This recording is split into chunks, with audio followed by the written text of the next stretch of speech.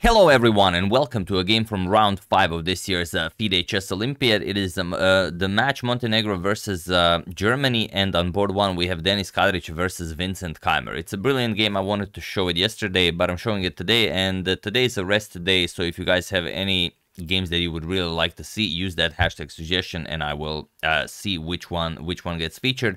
And like I said, even if I don't analyze it, I might mention it at the end of the video like I did in like the previous video. So let's check it out, and then we're going to discuss the standings, the pairings of round 7, and so on, who faces who, as I know you guys are very excited for a very certain matchup. So let's check it out. Denis with white opens with pawn to e4, and this is the third time we're featuring Denis on the channel. Both of the games that we've covered were absolute brilliancies. If you haven't seen them, first two links in the description below. We have pawn to e5 and knight to f3, and I'm sure you guys are always paying attention, but I really want you to pay attention this game. Mind the clocks. The clock time. We have knight f3, knight to c6, and bishop to c4. Italian game is on the board, and knight to f6. Vincent goes for the two knights defense. We have d3, not going for any fancy stuff, with knight to g5 and bishop to c5. We have the Giuoco Pianissimo, pawn to c3, the main line of the Giuoco Pianissimo, and now pawn to a6. We have castles. Pawn to d6, knight b to d2, and castles kingside. So nothing new. We've seen this like 100 times. h3 stopping bishop g4 and bishop back to a7. We have bishop to b3 and bishop to e6, preparing to capture the bishop on b3. We have rook to e1 and bishop captures on b3. Now you can capture back with the pawn, with the queen, or with the knight. Interestingly, no one ever captured back with the knight. The engine says you can play it, there's nothing wrong with it, it just doesn't look like the knight, has anything to do on b3. You're not going to a5, you're not going to c5. Probably the engine is like, yes, I'll just move it back to d2 and continue the game. So yeah, but humans don't work like that. So a captures on b3 definitely makes sense. You make this pawn an even more central pawn, plus you get a semi-open file for your rook. But in the game, queen captures on b3 was played. Queen d7 by Vincent, connecting the rooks, and now knight to f1. Of course, not captures on b7. This is a move even your uncle wouldn't play, because after rook f to b8 and queen captures on a6, yes, bishop captures on f2 check, and you've blundered your queen. So after queen d7, knight to f1, again, all been seen before, pawn to h6, and knight to g3. Here, bishop to e3 countering the bishop on a7, and knight to g3 are the only moves that anyone ever played. Knight to g3 by Denis, and now rook a to b8 by Vincent. You can see that Denis, like Arjun in the previous game that we've shown, is not using any time. He's actually gaining time for each move, so he's pretty much pre-moving everything. We have bishop to e3, offering a trade of bishops. Bishop captures, rook captures, and now knight to h7.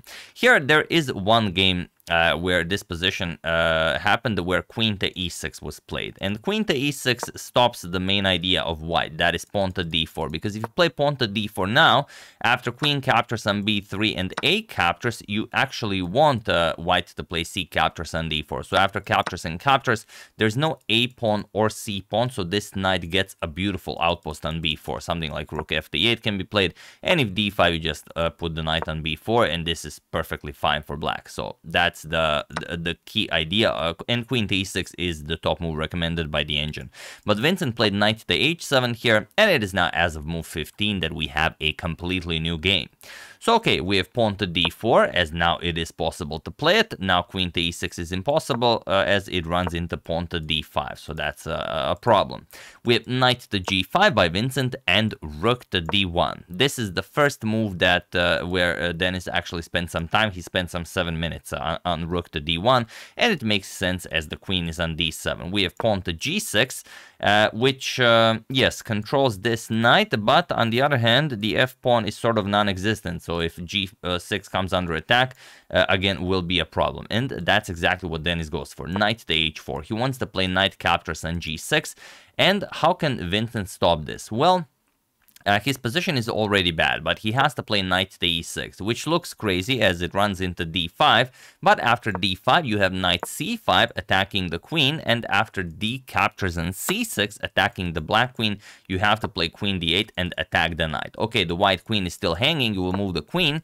Queen captures on h4, now pawn to b4, attack the knight, knight to e6, and captures on b7. You will capture on a6, and okay, this entire variation ends by Denis winning the a6 pawn, and he will now play a4, a5, a6, and he will be the one playing for the win here. But Vincent's position is bad, and that is the best that he can hope for. But here, knight to a5 was played, and now Vincent's position is just lost. And it's very interesting how Denis pulls it off. So feel free to pause the video and try to find the only move that gives Denis advantage while I give you a couple of seconds.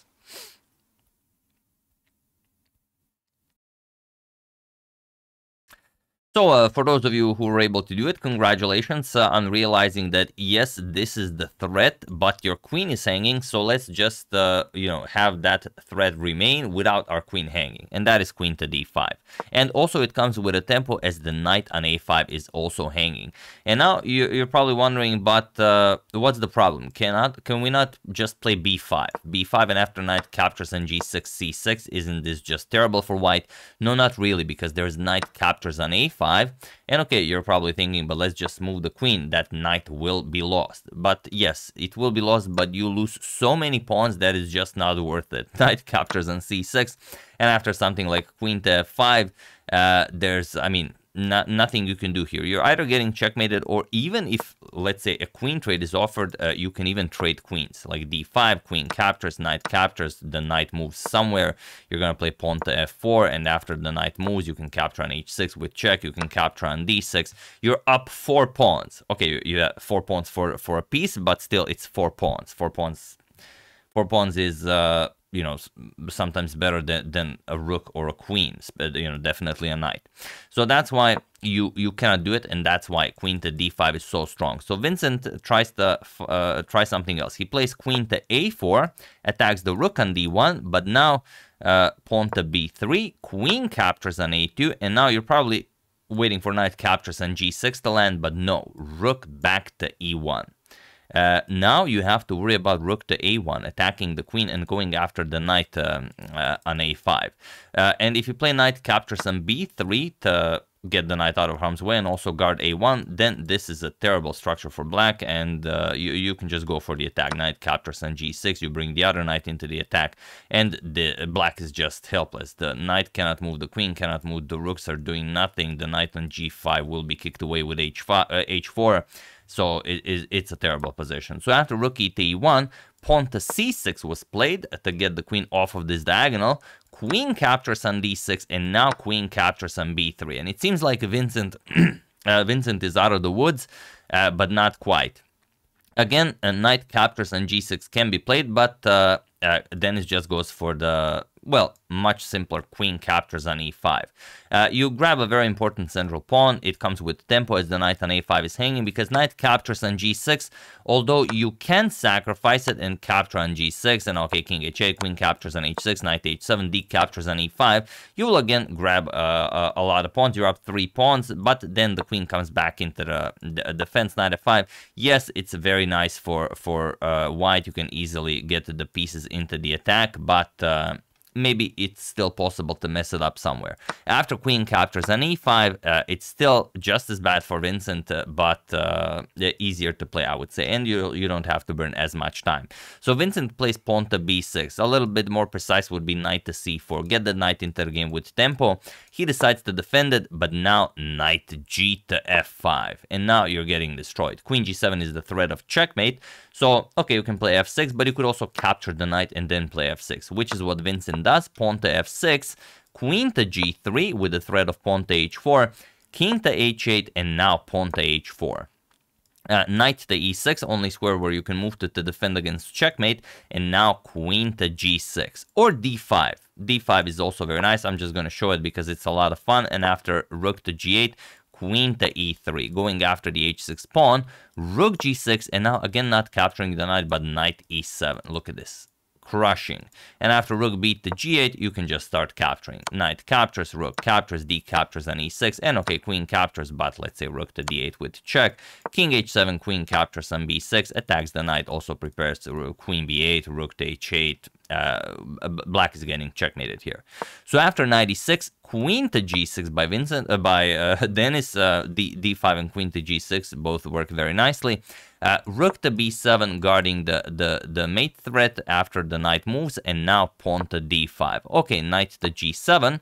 Queen captures on h6 with check, king to g8, and now rook to d3. Preparing rook to g3, knight captures on f5, e captures on f5, and rook to g7, stopping rook to g3, and look at this brilliancy. Rook to e7. Beautiful move. Now, if you capture the rook, then rook g3 comes with check, and you're getting checkmated. If rook g7, then rook captures, or queen captures is checkmate. If king tries to run away, then queen g6 or queen to h5 is also checkmate. So after rook e to e7, rook f to f7 was played, and now look at this. Rook to e8 with check, rook to f8, and now rook to g3. And he was in this position on move 35 that Vincent Keymer resigned the game, as there is nothing more to be done here. If you capture this rook, it's checkmate. If you capture this rook, then rook captures on f8 is checkmate. And other than that, there's really nothing to even consider. You can give one check, queen d1 check, king h2. But now it's just, you know, the question is how would you prefer to get checkmated? That is the only question that remains here. So yeah, that's the game. Like I said, hope you enjoyed it. Beautiful stuff by Denis Kadric here, taking down a 27-30 Vincent Keymer. Not an easy task, especially, you know, considering that they played in such a very well-known opening that everyone knows, and even Vincent played it to like move 18, you know, everything by theory, but Vincent had to burn time as he didn't know the line by heart. Denis knew it, and then, well, you've seen what happened. So similar to the Arjun game, only Vincent didn't defend as well as Sindarov, so that's why he lost such a terrible checkmating attack. But yeah, that's the one that I really wanted to show you. And now we're also gonna mention a couple of favorable mentions by you guys. Let me just get this one in. So this is sorry about that. Let me just get this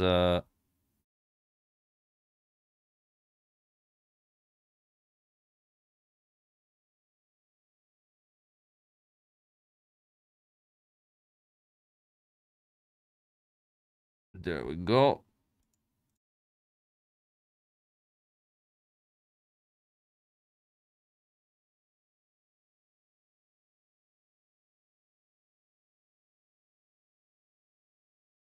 Huh.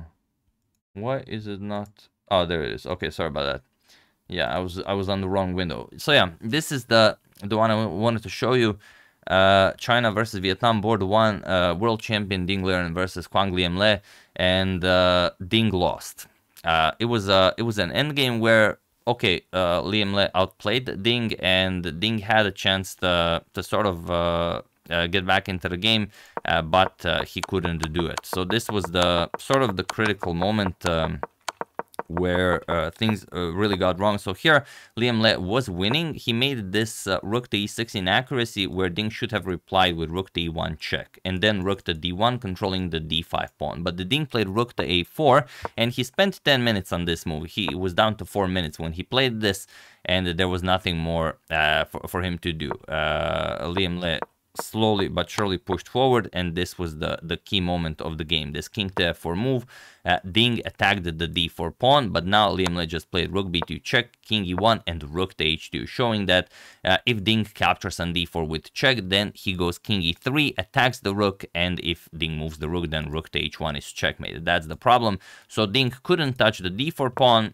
Ding went king f1, but now king captures on f3, rook captures, and now of course the d pawn is winning. Liem simply cut off Ding's king. After this, rook was pushed back, and after rook to e7, there's nothing more to be done here. And here on move 62, Ding Liren resigned the game. And okay, they won on board 4, so the match ended in a draw, but it was enough for them to drop out of first place. So India is now the only team on full 12 points, I believe, but we're going to check out the standings real quickly. But yeah, that's how Liem outplayed the Ding Liren. There's nothing more to be done. The king is cut off from the e file, and of course this is an elementary endgame that of course everyone can win. And also the other game I really wanted to show you was Javokir Sindarov versus Victor Bologan, where Victor, Sindarov is better here, but Victor decided to play bishop to h3. And why wouldn't you? I mean, it looks like such a great move. And then, okay, if the rook moves, maybe you play bishop to g4. But here, there is such a beautiful move that Javokir can play. Feel free to pause the video and try to spot it if you haven't seen it. It's really an amazing move, you know, pure brilliancy. No doubt you guys found it. The move is knight to b5. It gets two exclamation marks because it really is brilliant. Point is that, yes, you are attacking the rook, but now your bishop is hanging, and also if you play bishop captures on g2, now knight captures on d6 traps the queen. Takes away the e8 and f7 squares. This is covered by the pawn, covered by the pawn, covered by the pawn, covered by the bishop, and covered by the rook. So the queen has no squares, and best you can hope for is queen to f3, and then rook captures. Let's say bishop captures, but you do not have compensation for the queen.